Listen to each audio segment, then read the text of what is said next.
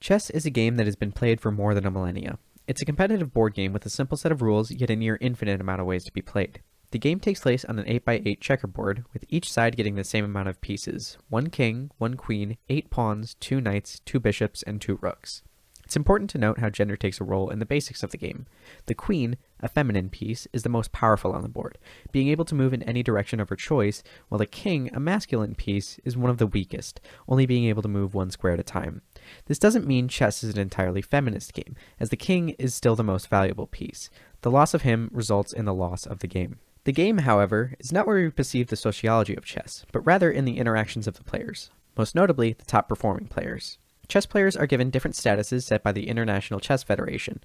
Beyond being a hobbyist player, professional players are given the titles Candidate Master, FIDE Master, International Master, Grand Master, Women Candidate Master, Women FIDE Master, Women International Master, and Woman Grand Master. Without me saying, can you guess as to whether these statuses are gendered? Clearly, chess has a problem. Not only are women given different titles simply as a result of being women, but they're also expected to achieve less. To achieve a title, women are only required to have a rating that is 200 rating points less than what a man would need to obtain their equivalent title. Women can still achieve the title of Grandmaster, but only a few women players are crowned with this title.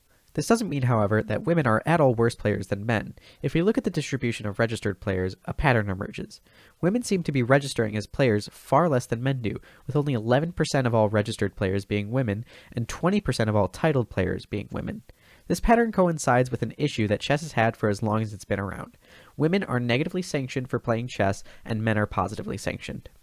A recent research article done by NYU discusses how parents and mentors, the agents of socialization for players, often thought the potential for boy players outranked the potential for girl players by around 100 points. This comes to competitiveness and intelligence being valued as masculine traits and undervalued as feminine traits. Men do gender by playing chess, and women undo gender by playing chess. Despite this, there's zero evidence that it takes more work for a woman to become great at chess than it does for a man. The androcentrism doesn't stop when we look from doing gender at a macro level to a micro level. In this clip, we can see Magnus Carlsen, previous world chess champion, sitting in the front row next to a man and also next to 4-time world chess champion Zhu Wenjun. Notice how Magnus only greets the man sitting next to him and not Zhu. Fans of Magnus Carlsen then come up and ask to have pictures taken with him, forcing Zhu Wenjun out of her seat, all while Zhu takes it smiling.